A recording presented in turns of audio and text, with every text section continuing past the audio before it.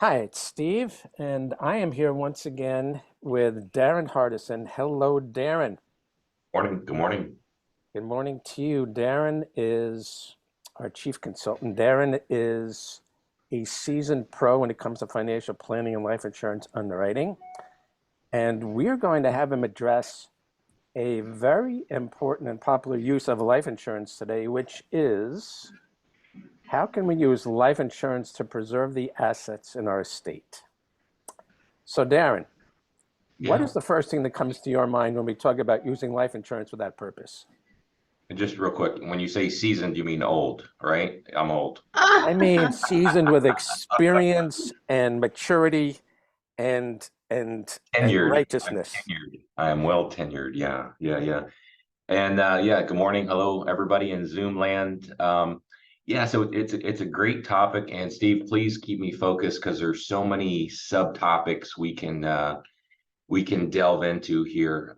Primarily, we're talking about life insurance from an estate perspective. And just to scale back a little bit, I always remind people, regardless of their wealth or lack thereof, everybody has an estate.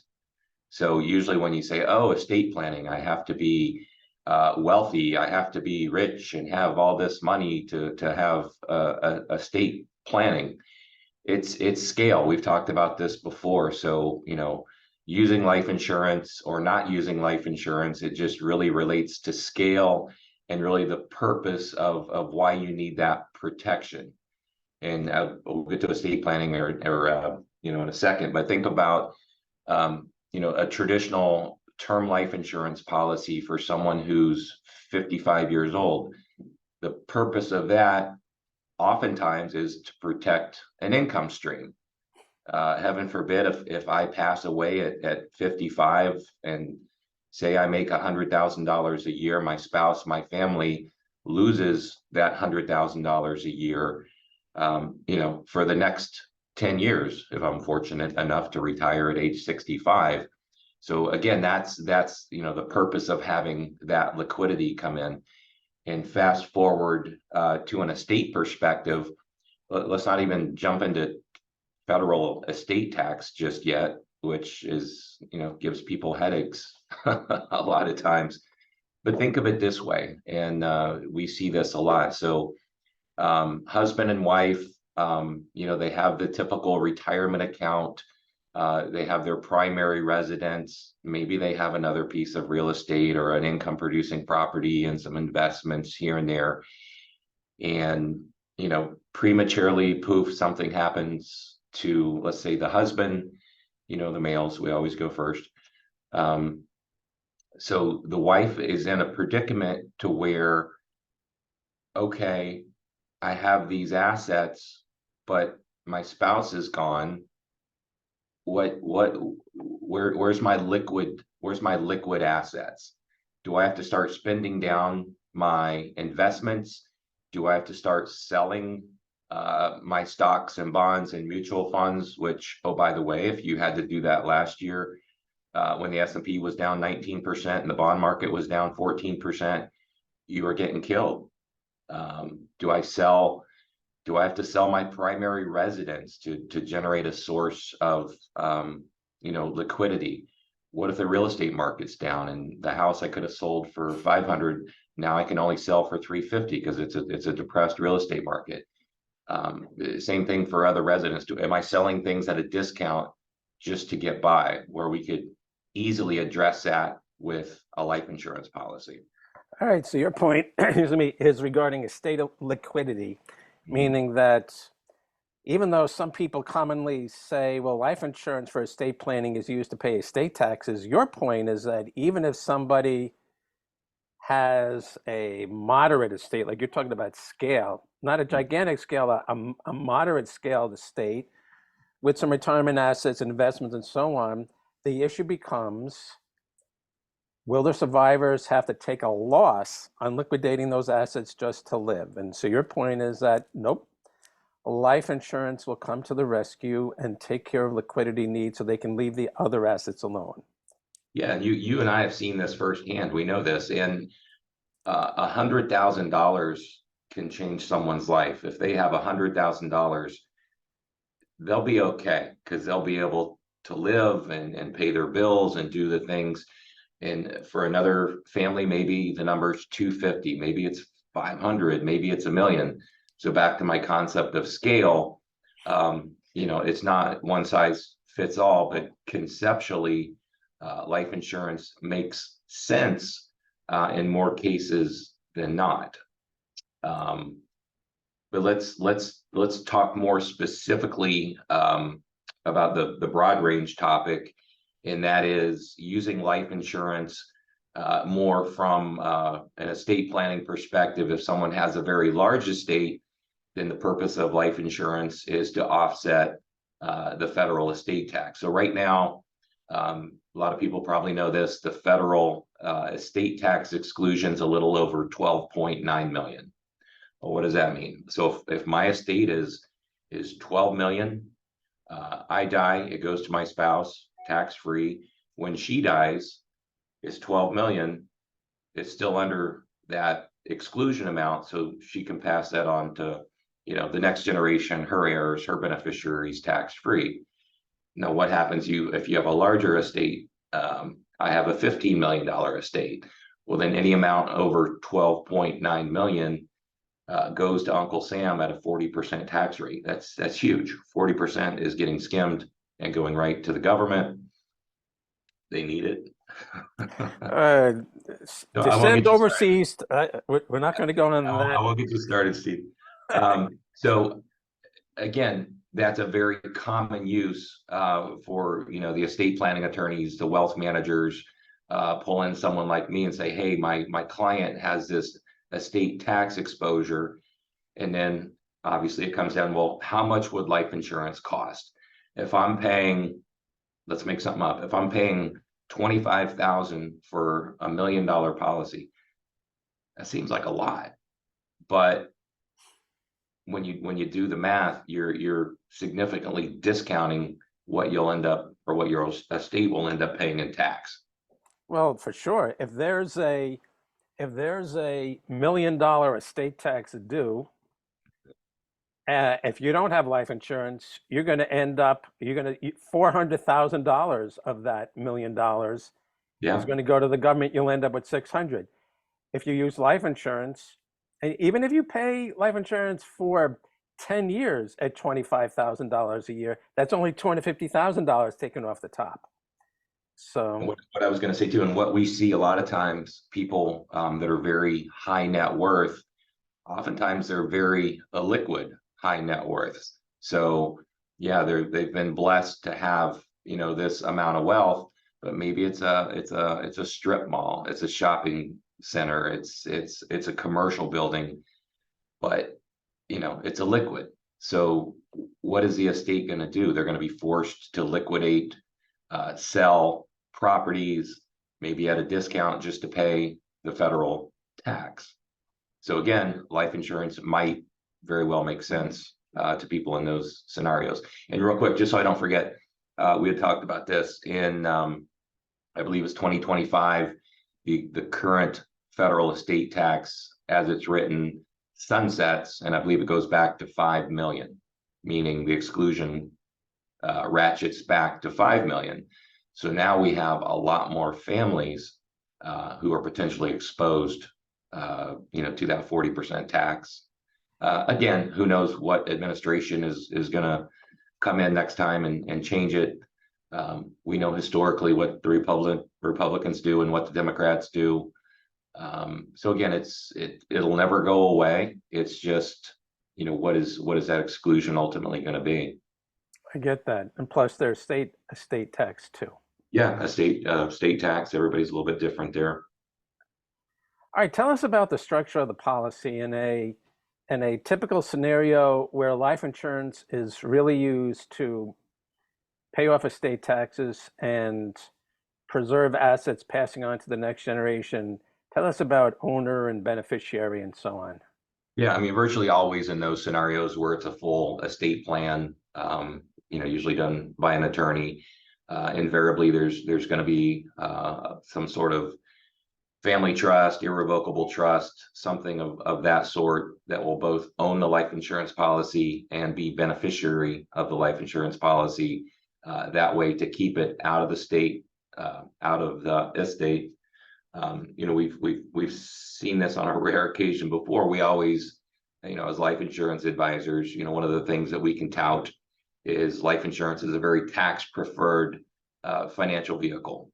From a cash value perspective, we know cash values grow on a tax deferred basis.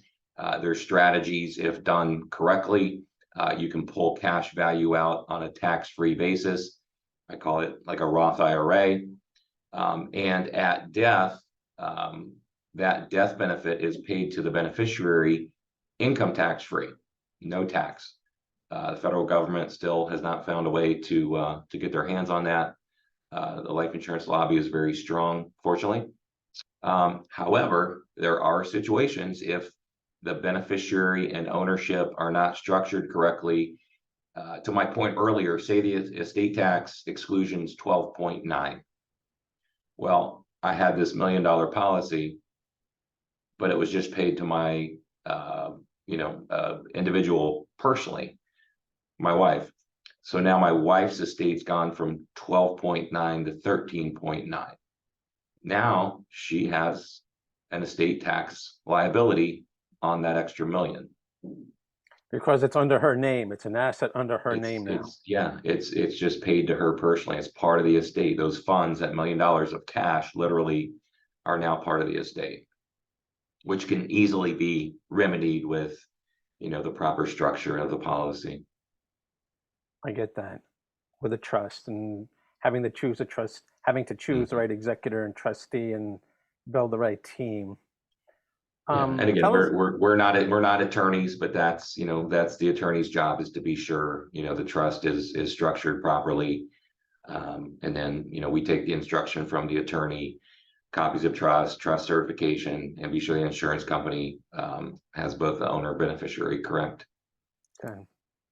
All right. Tell us about underwriting. Are there any perks or concessions or deals made in underwriting when you use life insurance for estate planning as opposed to using it in other scenarios? I wouldn't say deal, but typically the cost per thousand, and words that we use, our lingo, the bigger policy that you buy becomes less expensive per thousand or per million.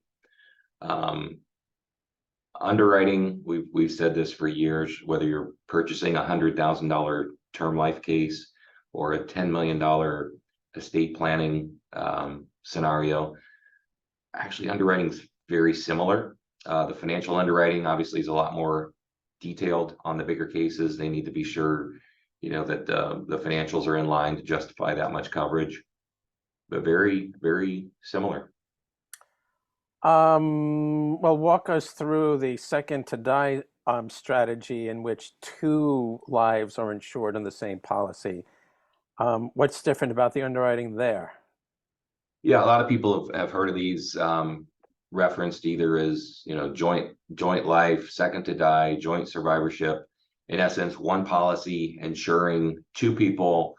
90% of the time, it's a husband and a wife. And these are used almost exclusively for what we're talking about, estate tax planning.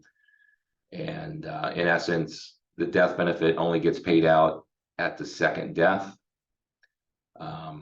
These you don't see as often anymore. Back when they were first introduced, the estate tax, I think, was 1 million. The exclusion was 1 million. So there was a lot more families, that had that exposure. So, it was very easy math to say, well, if we buy this survivorship policy, which typically was much less expensive than an individual, from an insurance company's perspective, actuarially, they're spreading the risk amongst two people so they can charge less money because they know that death benefit is going to get paid further into the future. Fast forward to where we are today, honestly, probably 75% of the life insurance companies have dropped their survivorship policies altogether. They just weren't selling them. Really? But there are still some opportunities out there. But again, based on what happens in 2025 and in the future, insurance companies are smart. If it makes sense, they'll reintroduce them.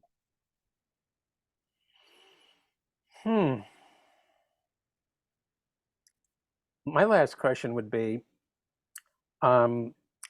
carrier selection is always important when you're talking about getting good underwriting for a particular candidate. Do any carriers, are any carriers more preferable in the life insurance for estate planning marketplace than other ones? Is carrier selection any different when we're choosing a policy for estate planning? Like, for Yeah, instance, are the financials of a carrier a little bit more important, or are they no more important than you would have for other scenarios? it's interesting. Some clients or some attorneys or the other advisors, they just want to see a flagship company. We want somebody we've heard of. We want a A+ financial, which the majority of our companies we work with are A+. But they want a Prudential. They want a John Hancock. They want somebody that they see on TV. But at the end of the day, it comes down to underwriting and pricing, and they kind of go hand in hand, but not always. Sometimes we'll get tremendous underwriting from one company, okay underwriting from another company, but because of the way that company's product is priced, it actually prices better than the superior underwriting. We see that all the time. No, I get that. That is true. And yeah, I was kind of heading towards that in terms of status. And a Yeah, lot of times, um, people treat life insurance as a status purchase, just like they would purchase a luxury limousine. yeah. And credentials and other superficial, not necessarily superficial, but other credentials of an insurance company besides their underwriting and pricing become a factor. No, I get that. All right, so what else? What is the last thing we need to know, Darren? Any other wrap up you'd like to give us on this particular topic? Um, just to tie in where I started, it's scale. For clients listening, other advisors listening, you don't have to have huge estates, to think life insurance is a potential solution. Look at the makeup of the client's estate. Are they highly liquid? Am I heavily illiquid? Am I in real estate? At the end of the day, we can kind of project if something happens to one spouse, what is the other spouse going to have to do to maintain, that standard of living? Are they going to have to juggle? And there's nothing wrong with juggling, but are they going to have to do something, potentially detrimental? No, I get that, especially if it's a hard earned asset where they've spent a lot of time and resources to accumulate something.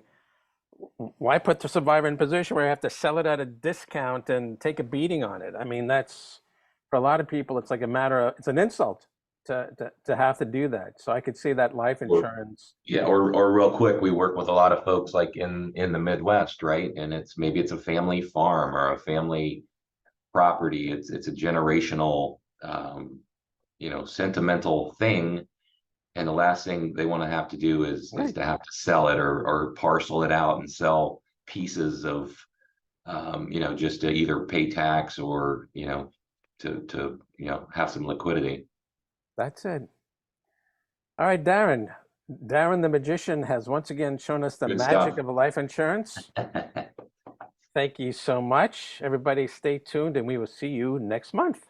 All right, guys. Thank you.